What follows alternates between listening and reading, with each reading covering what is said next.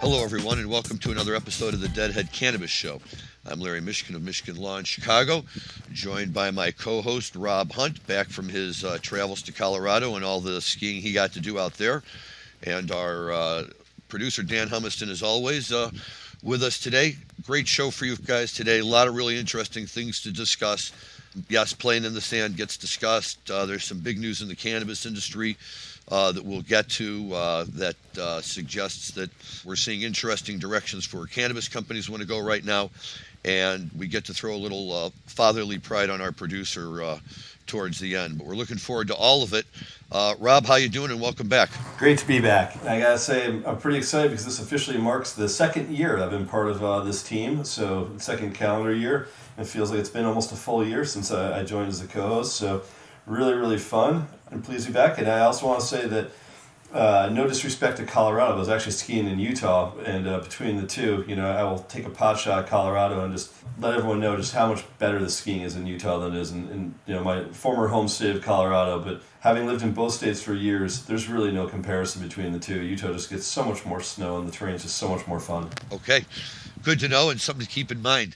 And I'm sure the folks in Colorado have something to say about that. We're always happy to listen to them on that. Yeah, don't at me. Right, exactly. So we're nothing on this show if not full of ironies. We have a great show to talk about today, and it's a show that we've mentioned from time to time because it is, in fact, the very first show that our farmer co-host, Jim Marty, now in retirement, ever saw from Springfield, Massachusetts, back in January 15th, 1979. And without any further ado, Dan Humiston, please let's spin a little music and listen to what we got coming out of that show right away.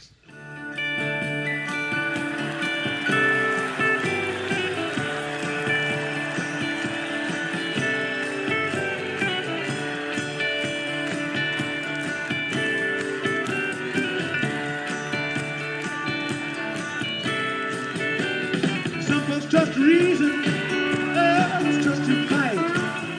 I don't trust nothing, but I know it come out right. Well, that's a great song as always, and that's a great version of it, Rob. I know this is a show that holds some meaning for you. What are your thoughts? Well, I led with that one because I think it's a great double entendre, because if you listen to the opening line of that song, it's, I don't trust in nothing, but I know it come out right. And I was really hoping that would be the case with Playing in the Sand, not playing in the band, but I think that we were all hoping, that Omicron would not end up doing the same thing to the Dead that it did to Fish for New Year's and tons of other bands. And unfortunately, it looks like we all trusted in nothing, and it came out wrong on this case. And first it looked like we were just losing, potentially, John Mayer, but we were going to get Tom Hamilton in replace. And I was delighted when I heard that. And I'll take Tom Hamilton anytime playing anything Grateful Dead related.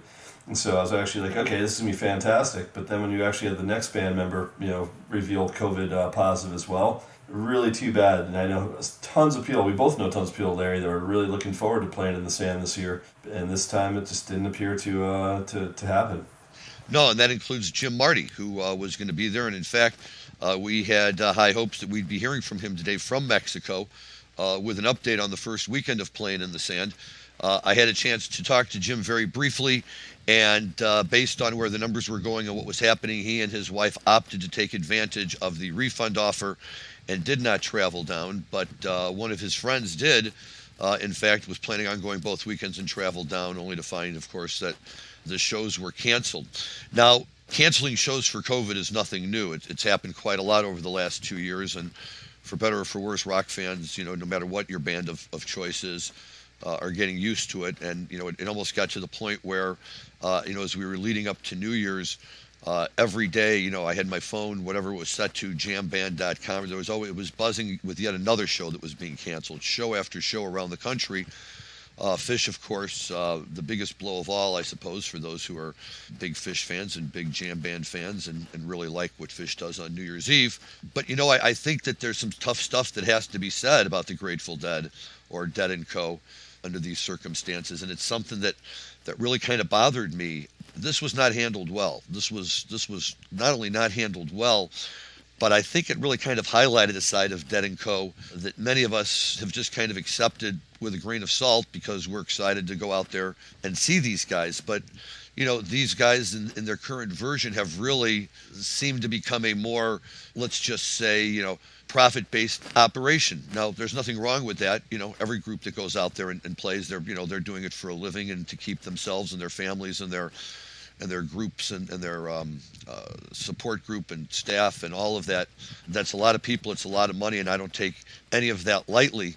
But, with the Dead, there was always this sense that, that the fans and the family came first, and, the profit, if there was a profit, came later. And, by operating in that way, the Dead did very well for themselves. And, I'm not here to say what anybody has a right to or not to go do, but with shows being canceled everywhere, the idea that they were going to really bring this thing off in Mexico with all the international travel that was involved and people coming from everywhere, and the best advice they could give you was stay on the hotel grounds and don't go into any of the local locations.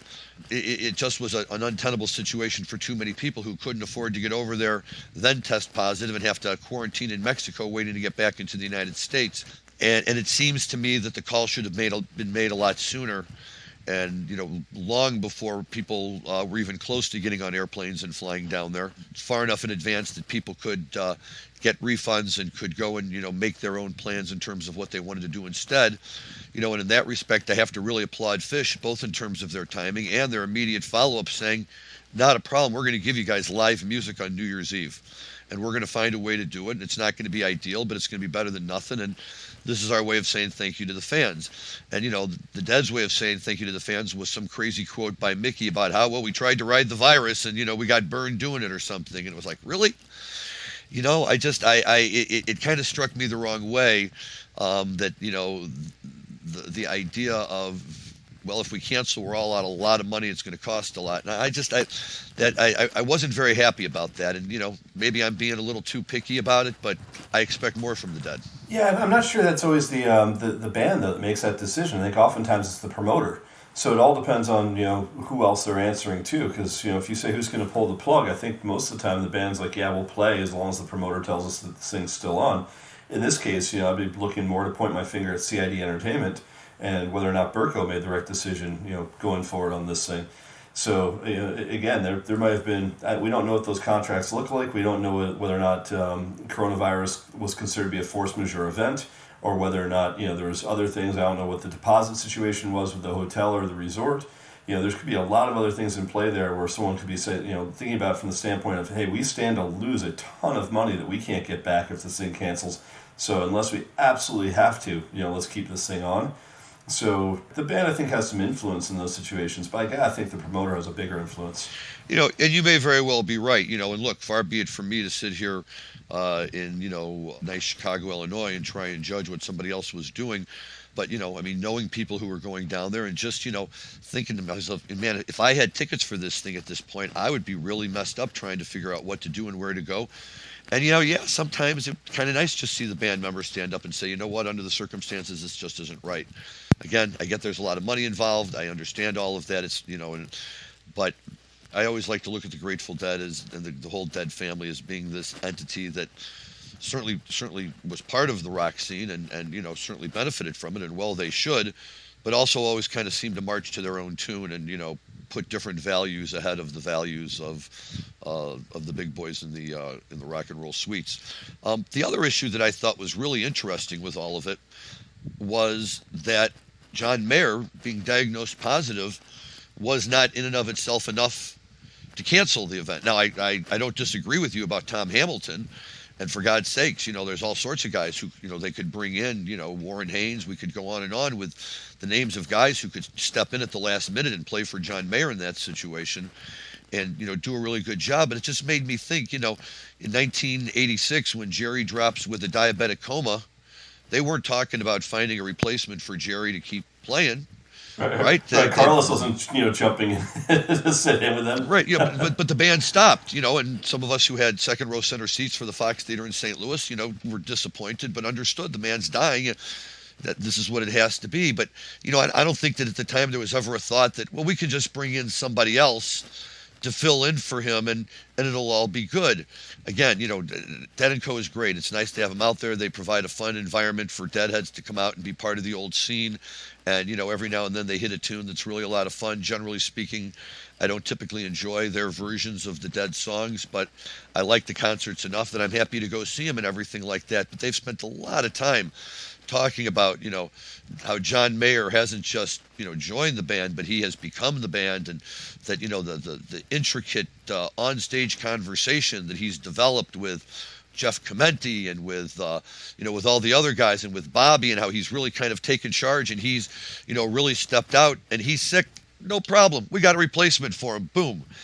And I thought, wait a second, and then, again, you can tell me if you think I'm too sensitive, but on the heels of that, all of a sudden, Bobby's saying, we know it's bad, but don't worry, we're going to promise you some rare gems from the vault, or whatever his line was suggesting, that they were going to pull out some really old tunes. And I thought, I don't know, it just, a lot of it rubbing me the wrong way, and just not the way I would like to see, the Dead handling a situation like that. I'm sure there's a lot of Deadheads out there who are very frustrated. I'm sure there's a lot of Deadheads out there who say, hey, we get it, and if they're doing it again next year, we're going right back, and God bless them, like I say, it's a fun place and a fun scene, and I always see fun people when I'm there, and as long as they're going to go around and do shows, I'll certainly see them in my backyard. Yeah, look, I don't think you're being too sensitive on that one, Larry. I mean, it's very appropriate to bring that up when you think that, we have been sold that, John Mayer is an irreplaceable guy, and suddenly when first, opportunity, look, I mean, there certainly can be a case made by the band saying, hey, well, we've all played with Tom Hamilton also, and Tom plays with Billy, and Tom plays with, the Garcia band to play, and he's, certainly filled the role to play with Joe Russo's Almost Dead. There isn't a single, thing in there. But, I mean, look, you could be a great doubles tennis player playing really well with one partner, and all of a sudden you're paired up with someone else, and your game might be terrible because you don't know how to move around the court the same way. And I look at musicians in sort of the same respect, that Tom Hamilton might be absolutely amazing with Joe Russo, but you throw him in there with the rest of the Grateful Dead members, and he still might be good, but it's certainly not going to be what it is when you've played 400 or 500 gigs with those guys the way that Mayer has at this point.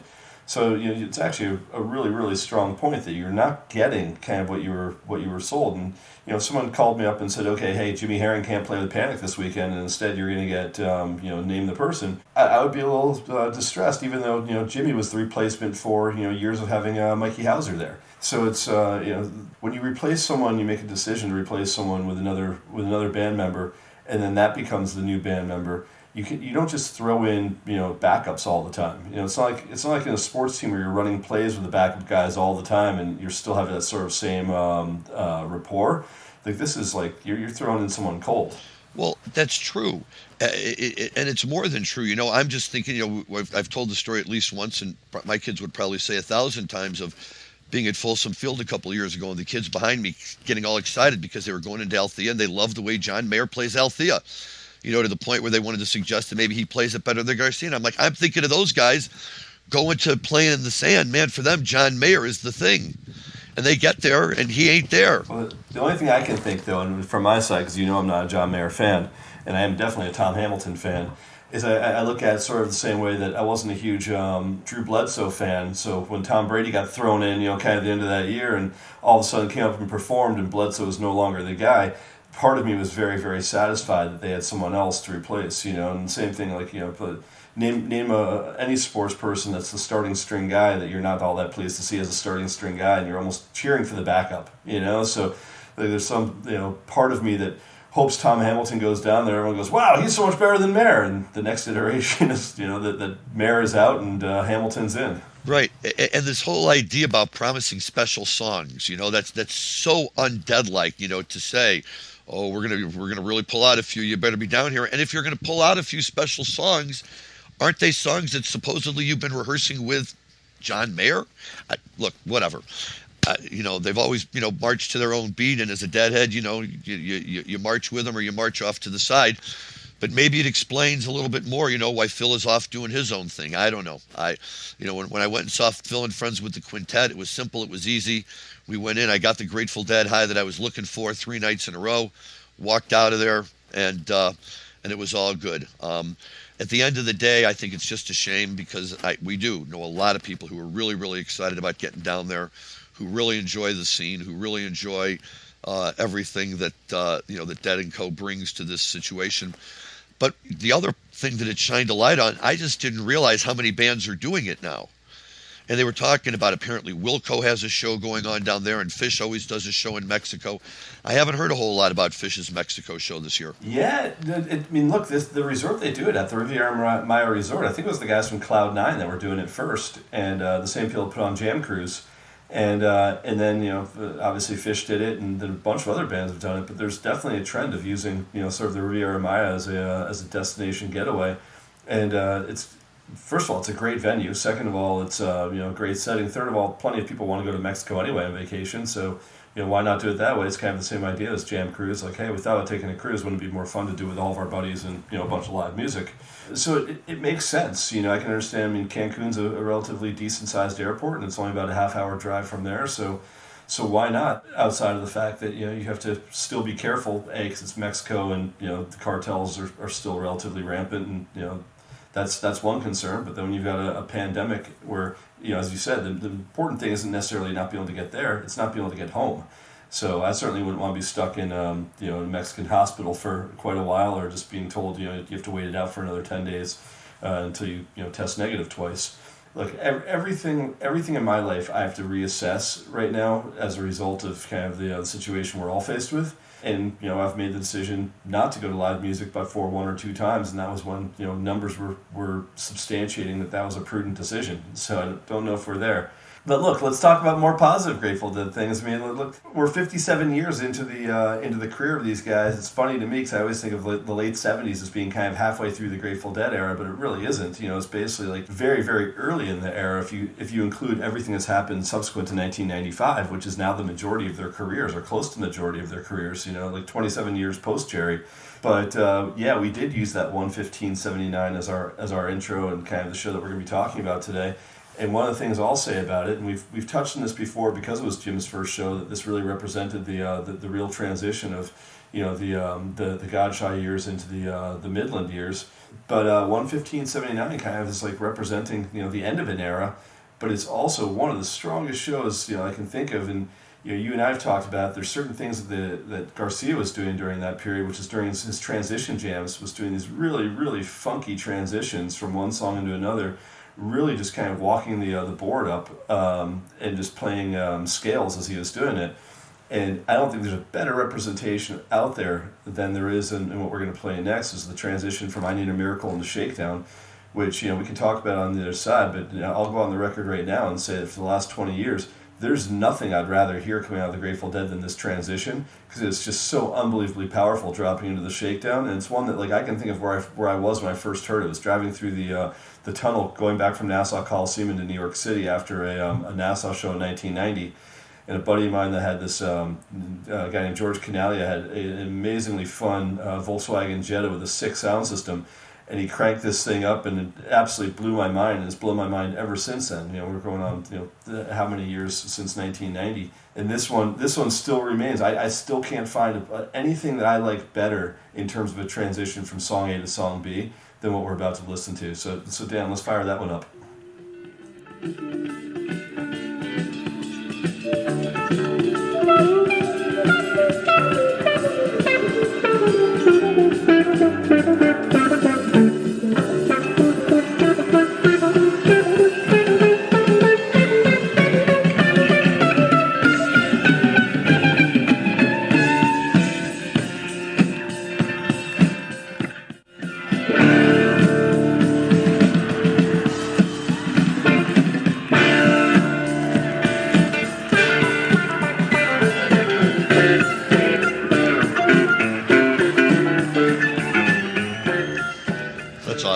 Awesome. And just to close the door on the last subject, this is why I want to see the Grateful Dead all the time. And I appreciate what those guys are doing, but nobody's playing transitions from Miracle into Shakedown like that, and nobody can play transitions from Miracle into Shakedown like that. John Mayer can't do that. Nobody can do that. Nobody can do that. And the beauty of it is you could be anywhere, anytime, under any circumstance, and if somebody clicked that on, A, you would know it's the Grateful Dead right away, and B, what I love about it is it's that distinctive, blah sound he makes with the guitar. Yeah, it's the envelope fader.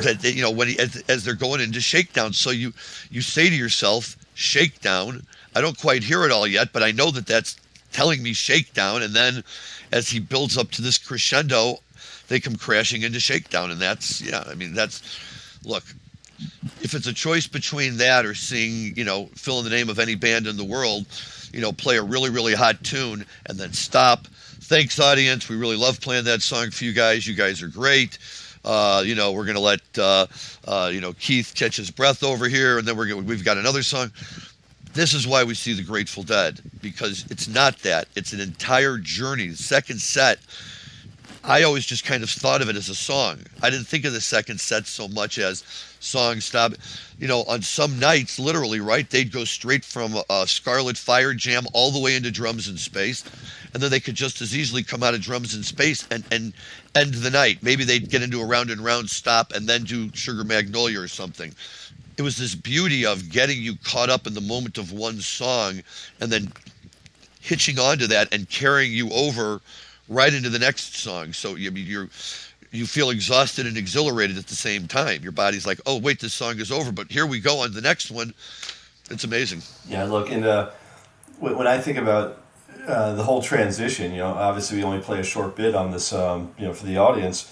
But I encourage anyone to go back there, because the actual sort of slowdown or meltdown coming out of the I Need a Miracle is a really, really slow, mellow fade out before you start getting that build up back in, which is what makes it even that much more exciting. Is you're kind of losing interest in the miracle when all of a sudden you hear the switch to the envelope pedal, and you start hearing the wah wah coming out that you get in an estimated or you get in a shakedown. And then just watching it build from there, where it just comes out of nowhere until it just explodes into the opening notes of Shakedown. Very, very few times do you get something that's that powerful coming in. You obviously, you always wait for it, transitioning from Slipknot into Franklin's, where you're waiting for the opening notes of the Franklins. And there's other times where, you're waiting for the opening notes of the Fire, where you're waiting for the first, but in the Shakedown, normally Shakedown is starting off, on its own. It's opening a set, right? But to actually get something to sort of walk it back down and then build it back up and then just explode into an already full tilt shakedown, that's why on this specific one, I absolutely love it. No, it's awesome, and I know you've mentioned it before, and I've listened to it before. But again, every time you hear it, it just gets you right up on your feet. And I'm like, okay, Dan, no need to cut the shakedown. We can just jam that all the way through and edit it out later, because it is that good, and it's wonderful to listen to, and I think it really does define that era of the Grateful Dead. I Need a Miracle, Shakedown Street were very prominent, Disco Dead era type tunes. In fact, I still have a distinct memory of seeing the Grateful Dead play I Need a Miracle on Saturday Night Live one night. They were out there jamming on that and thinking, okay, whatever. I was still a little too young to hop on the bus, but at least was getting curious enough to start thinking about it.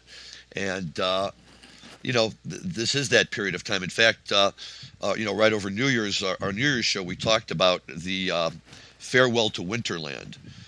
And how that show is many in many respects kind of like almost a transition from one era into the other. But this, and we, just to be fair, we talked about how it was, that they brought in a whole bunch of other stuff. There was a first Dark Star in Forever and other stuff like that, and carried it over into the show we talked about last week from Nassau. Was that also 79? I don't even remember what show we were. Yeah, it was 79, and it was the one where they played the second Dark Star after it was on January 10th. So they had just played, they just broken out Dark Star for the first time in 4 years at Farewell to Winterland. And then not only that, but they also played St. Stephen that night. It was the last time they played St. Stephen for 4 years till they broke it out in the Garden in '83. So, late 70s, or, as they spilled over into the 80s, was definitely this transition. But even here, it's almost more pronounced, because this is really creeping up. But this is one of the last, shows for Keith. We know that Brent joins the band in April of this year, in April of '79, on a show down in San Jose. So whether Jerry and the boys knew that this was coming, whether they sensed it, whether it was something. But they go back and they play some of these tunes, and just a great Miracle and a Shakedown, I think, gives Grateful Dead fans a lot of hope that no matter where we wind up, guys, we got great stuff from this era now that is going to carry us forward till we figure out what else to do. And what a great time to be seeing the Grateful Dead. And even though I started seeing them in '82 and was very happy about that, I was always felt like I was just a few years too late. And if you could have caught them in '78, '79, and just caught the tail end of that whole era and used that as a slingshot into the Brent era, that would have been wonderful. But I'm happy with what I got, and I'm happy to go back and listen to this. Yeah, I love 1979. I think '79 has everything's a little bit faster, really, really fun. Love the song selection. I've always been a huge '79 fan. I've always loved the Cape Cod Coliseum shows. Always loved Springfield. I think the whole Northeastern run is just fantastic. It is. It was a great time for the band, and a year I think that's often overlooked. And 1979 and 1980 I think often tend to get kind of pushed aside as a couple of down years when the band really kind of dropped about as low as it would ever get again in terms of followers and playing without necessarily selling out there. The smaller venues, the hockey arenas, they were still selling out, I guess, the theaters and stuff, but they just kept right on pushing it, and by the time I started seeing them in the early '80s, they sure sounded like they were at full strength to me, and and just rolled forward with a lot of authority. But those are very transformative years, I suppose. Not to dwell too much, but to definitely take note of it. That's also right around the time that Jerry began his major switch from the psychedelic Jerry to the powder Jerry, whatever the powder was at the moment, but usually not the best thing in the world, and ultimately took him to a road that we all know how it ended. Not here to judge, not here to do anything, just note that was the time period where this was all going down, and on a number of those nights he came out just shining, and if that was the powder of the day speaking to him, God bless. If that was just him being Jerry, even better. But it leaves us with such a deep, rich catalog of music from that period of time that we could just as easily focus on the late '78, all of '79, early 1980 era of the Grateful Dead, and have a lifetime's worth of stuff to talk about. Yeah, agree. Absolutely agree.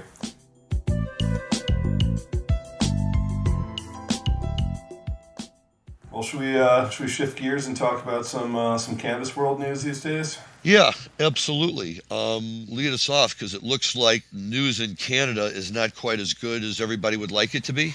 Well, I think anyone that's been paying attention for a while would say that Canada's been a market in distress for quite a while, and certainly hasn't lived up to the expectations that I think the initial investors had. I think most industry professionals would tell you that there was no possible way Canada could ever live up to those expectations, as we've discussed previously. It's just not a big enough market.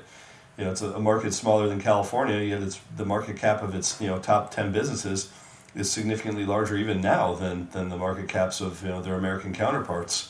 If you ultimately don't have a large TAM, a total addressable market, it's very, very difficult to realize the kind of value that you were promising to deliver. So, for a while the Canadian companies were saying, "Oh yeah, we're going to migrate into the U.S. or we're going to open up shop in the LATAM market or the European market," and none of those things really happened. But for the first time, you're watching analysts, admit that they were wrong and start to slash a lot of the revenue targets or revenue estimates that are coming out of these companies. Which again doesn't surprise me at all. I'm just wondering what took people like Vivian Yazar at Cowen so long to come to a conclusion that all of us were telling her 5 years ago was the truth. And just it always makes me wonder. And I don't know how much you interact with the analysts on Wall Street, Larry, but for a while I was speaking to a lot of these guys relatively frequently, and they're backing into numbers where I'm like, you guys are absolutely nuts. Like, how are you giving someone credit for a value that's 6 times EBITDA 5 years downstream? Like, not this year's EBITDA, but 5 years from now, and then you're saying, well, throw a multiple on that. It's like, why not just pick a number out of the sky and figure out how you're going to back into it? But there was no standard methodology or no standard metric. And I've watched, like my buddy Jason Spatafora, who is better known as the Wolf of Wall Street. He's been roasting those guys for years and very accurately. Saying this is nuts, and doesn't mean you shouldn't be investing in these things if you want to look at making some short-term dollars on flipping on news, but as a long-term hold strategy, a lot of these Canadian companies, like, there was no possible way they could sustain the value that they were putting up, whether it was, Canopy, or whether it was Tilray, or whether it was Aurora, or whether it was Kronos. All of them were just ludicrous valuations. Well, let me ask you this. Do you attribute it to the fact that, I mean, we're basically talking about a market that's a brand new market that has no historical history or background or any kind of evidence. I mean, the little that I know about analysts is there's a lot of you're going to go out and give you an estimate on this year's orange juice crop. Yes, I did watch Trading Places. These people who are preparing those reports have knowledge of the Florida orange juice crop, and that they actually know what they're talking about. And I'm just wondering, when we're talking about these analysts and some of the guys you're naming, are these people who are analysts or who are cannabis analysts? And that's where I'm kind of wondering, because it seems to me, and we've talked about how this market goes all over the place. You talk about trading on news, and the example that I get tired of giving is when Sessions announced that they were going to table the coal memorandum, and everybody panicked and wanted to sell and get out. And we said, why? Nothing has changed. Nothing here is new. And it just always concerned me that, maybe some of the people who were calling the shots don't have the cannabis background and understanding to be able to really address these types of situations. Sure. So, you can quote Trading Places over there, Beeks, but what I'll tell you is I'd quote Vacation on this one and say, you know what I think? I think you're all fucked in the head, right? And I think that it's, you look at these analysts, and they were not cannabis professionals.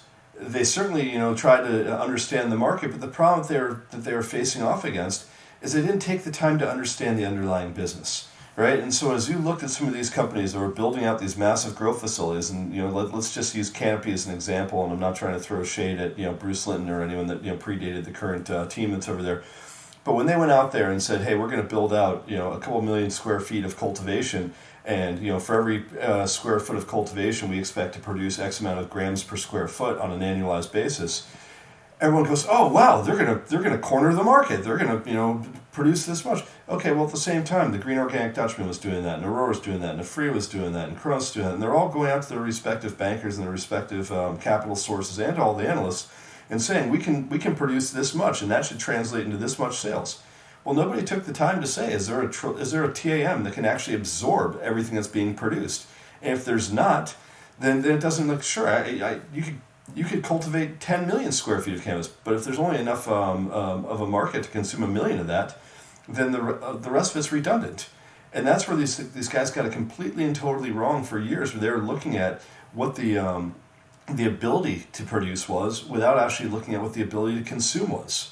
And as it became increasingly apparent that everybody was building a brand new market, that the aggregate value of all this construction was a complete and total overbuild. It's like if developers in New York City wanted to build 100 new high-rise office buildings, okay, that's great, but if you can't rent the space, then it's stupid. And that's the same idea here. And every time you thought that the walls were going to start caving in on these guys, and that the cracks would emerge and it would start to hemorrhage, you had some other company like a Constellation Brands or an Altria come in and support these ridiculous valuations by making investments into companies like Canopy or Kronos. So every time the retail investors okay, this is we're starting to agree these things are ridiculous, then you have this big company come in and completely validate it, and everyone scratch their head going, maybe we should give it another shot. Like these guys are smart guys. Like Constellation wouldn't put in $4.5 billion. They didn't know something we don't know. And then the fact of the matter is they didn't. And we watched it take down the U.S. market in 2019, and then we watched the U.S. market finally sort of emerge out of that, going look, don't throw the baby in with the bathwater, and look to us as much more stable company with a much bigger market. Granted, we can't cross state lines; we've got other issues we have to face off against, but ultimately, there's 330 million people in the U.S. versus the 30 million and change in Canada. This is a significantly better market. But you're still seeing the market cap of a Canopy be greater than the market cap of a GTI or a Curaleaf or a Trueleaf. So that's got to change. And I can tell you that here's the unfortunate part. Okay, the analysts are finally starting to get this thing right, but guess what? It's now going to cause the retail investors to second guess the U.S. market, because again, they don't understand the differentiation between the Canadian market and the U.S. market. And so if these slashing of estimates is going to drive the price down of Canadian companies, very likely it's going to drag the U.S. companies down with them again, because people sell them the bad news. So it's the cycle that we've already seen repeating itself, that I think is terribly unfortunate to companies that are doing great work on this side of the border, because the Canadian guys got there first, and the Canadian guys can actually list on the New York Stock Exchange and on the NASDAQ, where they're viewed to be, quote, real companies as a result of the exchange they can list on. The only difference being that they've got, a federal government under Trudeau that actually supports cannabis, rather than a federal government under Biden that doesn't. Well, that's a great point, and that can't be underestimated in terms of what may give Canadian companies the motivation to try to expand at the levels they're doing. When you have government support, that's huge in this country. Other than the companies that have grown up within the industry itself, and like the Crescos and GTIs of the world.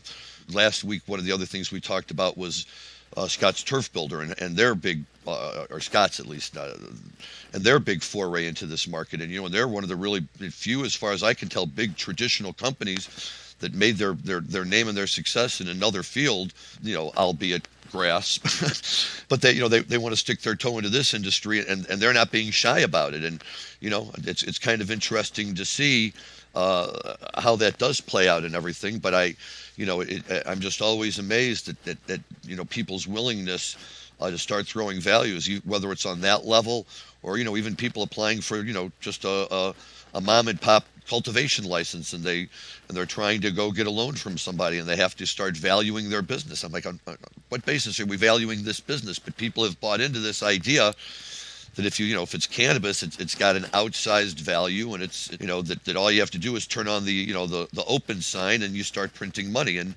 as we all know, while there's plenty of examples of companies that have really cashed out big, there's thousands of more that haven't. Yeah, and look, the ancillary plays. I mean, Scott's Miracle Grow is a prime example of it, and there's another huge deal announced recently where Signify, which is Philips Electronics, it's their lighting side, just purchased Fluence, who was owned by Osram, which is a German company, and they bought that for $120 million, which is an absurd amount of money based on where they were in in their life cycle.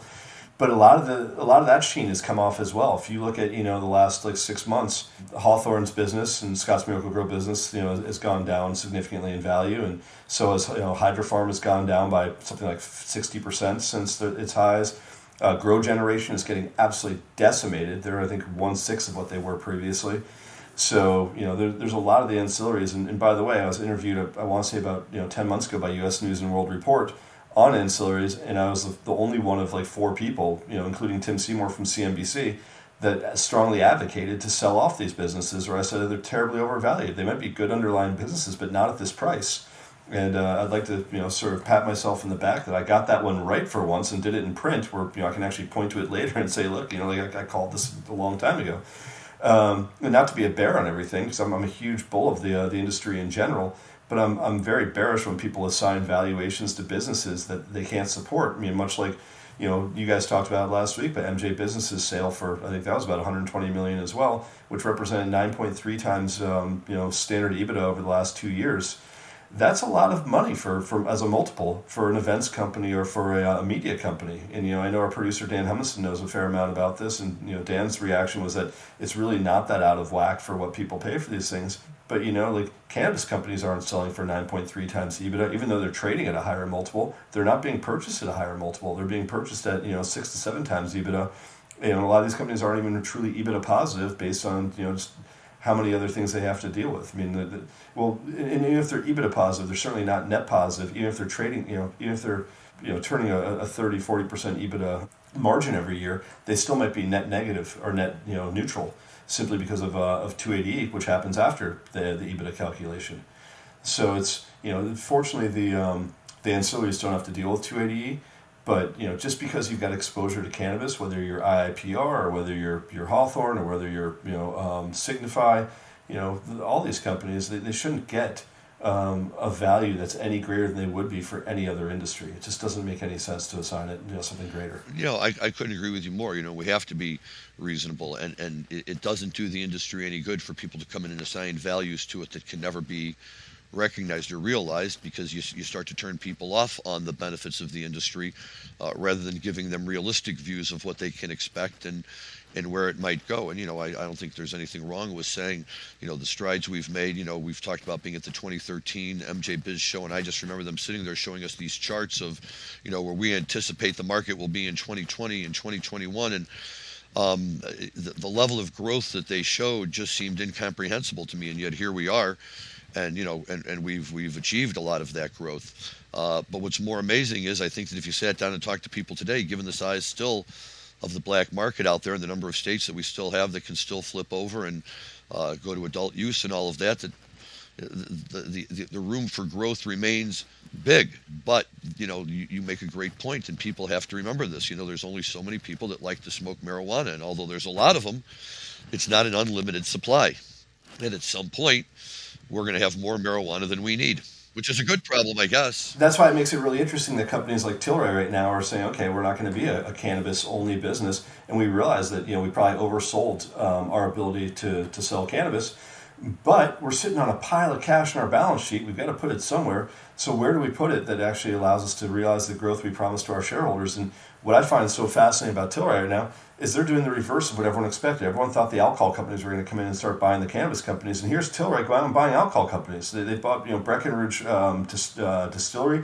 They bought Sweetwater, which is a massive, massive brewery in Atlanta, Georgia, who produces the 420 Pale Ale that Delta actually sells in every flight they put across the country. And now they've bought Green Flash and another brewery at the end of last year. So I would ask you, is Tilray a cannabis company now, or is it an alcohol company, or is it a true hybrid? Well, that's a great question, but I have to tell you the irony of a marijuana company being big enough that it can go out and start buying alcohol companies is just delicious to me. I love that, because the thought was that very quickly the alcohol companies are going to come in, and they're going to they're always going to be in charge of the intoxicant markets, and they'll buy out everything and they'll take over. Marijuana has grown so big so fast that yes, a company like Tilray that is a marijuana company can now go in, and we shouldn't lose sight, I think, of just how amazing that is to start. But to me, what I really like about this is it's gonna, if it becomes a trend, it's gonna lead to normalization in the reverse way, right? Instead of traditional companies adopting cannabis and marijuana, we're gonna have marijuana companies stepping in and expanding into traditional markets with other things based on the name that they've created for themselves in the marijuana market. I mean, right? That's part of the appeal there. So how wonderful is that a marijuana company says, we feel comfortable enough with our brand that we can stick our toe into alcohol or a different market and be doing our investors as good a service as if we were just doing maybe even better than if we were trying to do more cannabis investments right now. Yeah, look, if I was a big enough cannabis company, I sure would be going out and trying to raise capital that is now relatively inexpensive for expansion and buying in businesses that might be more profitable than cannabis is in the near term.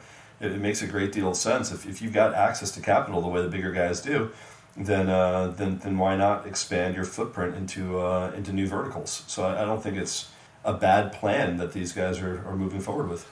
No, I don't think it's, I can't speak to it, on the same level, from a business perspective, but certainly on an industry-wide perspective, I think it's wonderful to see. It gets interesting because a big part of the marijuana speech always, of course, is that we're the healthier alternative to alcohol for intoxication and all of that, and once you start to combine the two together, you lose that a little bit, but I don't see that as much of a problem.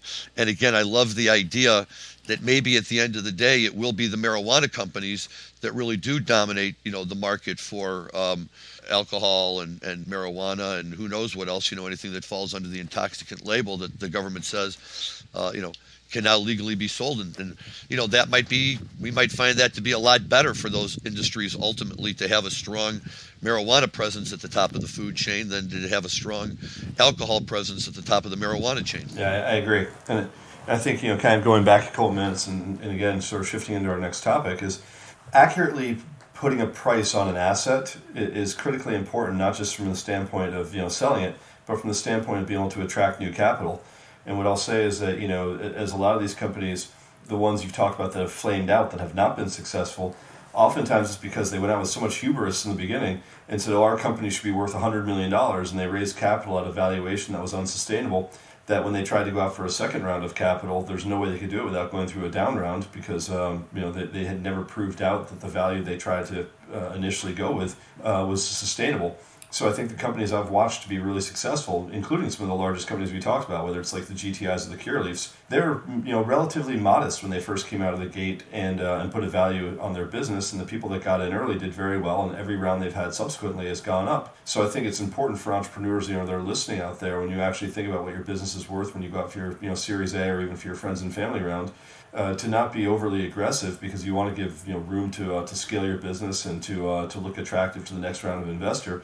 And I think a group that's done that relatively well is our producer Dan Humiston's daughter Carson Humiston with their company Vangst, who has now been successful at attracting a true Series B from out of industry participants that it represents a meaningful investment. It was, I think the top line was a $19 million investment, Larry. Is that right? I think that's right.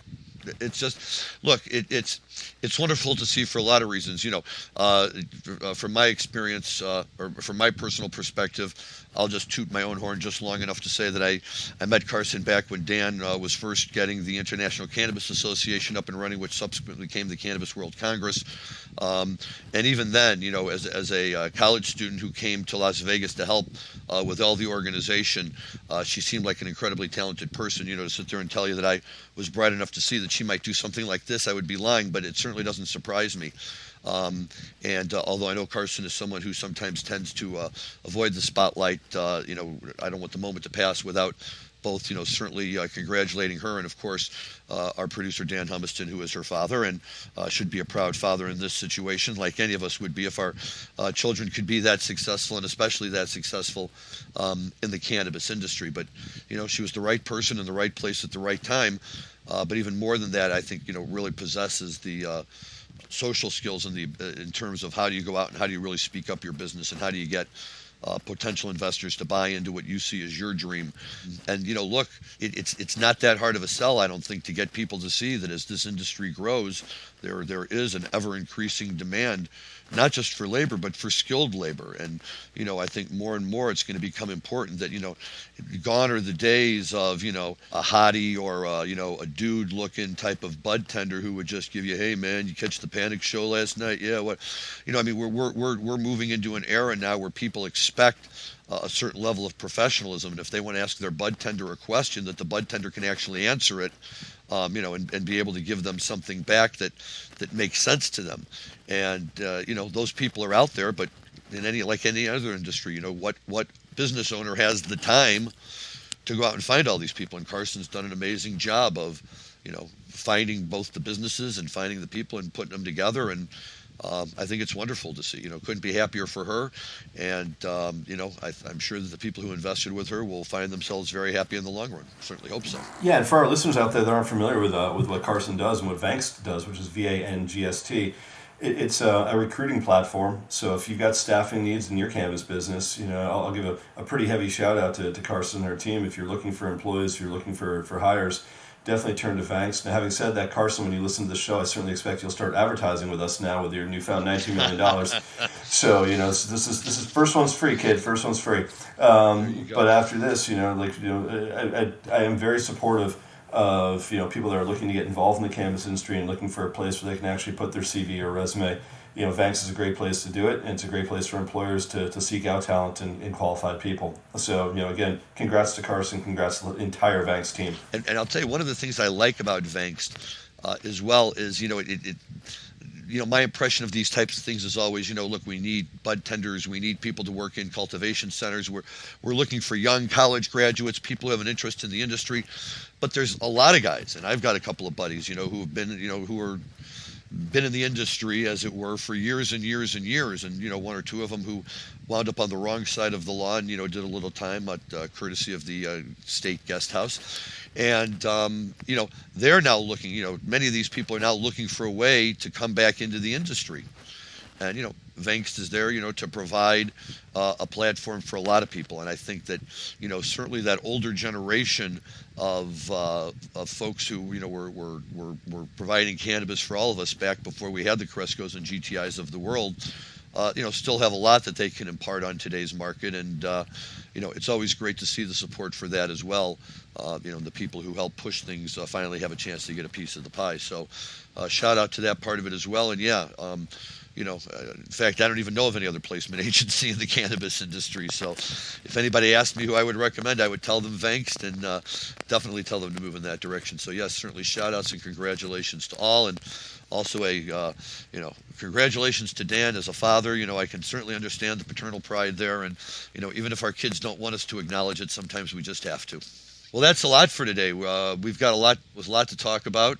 We have a lot more good stuff coming up as we go forward, and we start to look at what the possibilities are for possibly summer tours and whether Dead and Company can figure out a way to rebound. And one other thing I just want to throw in there in the midst of all of this, in my opinion, at least from what I can tell, didn't really get enough conversation, is that now when they're talking about Billy Kreutzmann, it's no longer a non-COVID respiratory issue. Now they're talking about it being a heart issue. And again, I have no idea what that means, and I haven't heard anything that suggests an imminent problem one way or the other than to recognize that these guys are all in their, mid to late 70s now. And Phil, of course, we know is in his 80s. And, that to me is ultimately the worst part about having to cancel Playing in the Sand is, how much longer do these guys really have to be able to, and admittedly, Bill wasn't going to be there for this go around, but, even for any of them, they're all old. Even the perpetual teenager Bob Weir is now an old man, and it's hard to see your childhood heroes get to that stage, but it's great to see that they're still kicking it on and trying to get it all done. But whatever is going on with Bill Kreutzmann, certainly our best wishes to him, and hopes that he will be able to rejoin the band and bring back his very large and always present personality in everything that they do. Yeah, well said, Larry. So I figured I'd leave us at the end of this episode with because it was kind of an end of an era. There's very few duets that were done with the Godshaws, but Passenger being kind of a prime example of one. And anyone that's a Passenger fan, I think it's mostly a Passenger fan because the Lightning Garcia licks that come at the end of that song. So as I sign off and say thanks, and we'll see you next week. I'll leave you with knowing that the Passenger outro is what we'll sign off this show with. But from Linnea Holdings, this is Rob Hunt, and we'll see you next week. Thank you, Rob. As always, Larry Mishkin from Mishkin Law. Thanks for joining us, and enjoy your cannabis responsibly.